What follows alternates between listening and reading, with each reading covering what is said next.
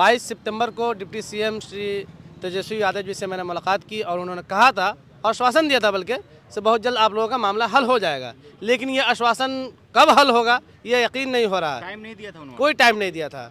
और टाइम जिस बहाने भी उन्होंने कहा था केस वगैरह का मामला था, वो सब कुछ हल हो चुका है। ये बिहार की सरकार में, नीतीश कुमार जी की सरकार में चाह ले रहे हैं तो आप हफ्ता दिन के अंदर में सीजीएल का रिजल्ट निकाल दे रहे हैं। आप चाह ले रहे हैं तो 1,20,000 टीचर की बहाली कर दे रहे हैं, और आप चाह ले रहे हैं तो 5 साल में उर्दू वाले को बहाली नहीं हुआ। चलिए सर, जी सर, ये बात सही भी है। नीतीश कुमार जी इस तरीके से तेजस्वी यादव ने कहा था चट से फॉर्म भरो, फट से एग्जाम दो, फट से नौकरी लेकर चले जाओ।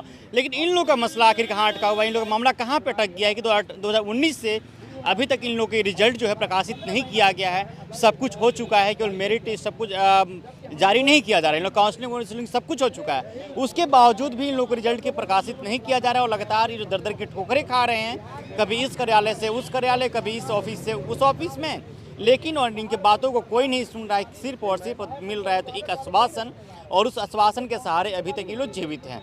चलिए बहरहाल इस खबर में इतना ही। मेरा नाम आदित्य, आप द पंचायत देख रहे थे। बहुत बहुत शुक्रिया।